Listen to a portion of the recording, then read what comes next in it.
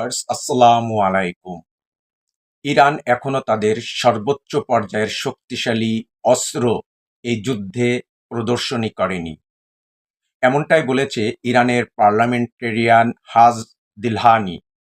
তুরস্ক যখন তাদের ইন্টারকন্টিনেন্টাল ব্যালিস্টিক মিসাইলের পরীক্ষা চালিয়েছে, ঠিক তখনই ইরানের এই সিনিয়র পার্লামেন্টেরিয়ান বলছে যে আমরা এখনো এই ইসরায়েল আমেরিকা ইরান যুদ্ধে আমাদের সর্বোচ্চ শক্তিশালী মিসাইল রাস্তাখিজ অর্থাৎ কিয়ামত এই মিসাইল এখনো প্রদর্শনী করিনি।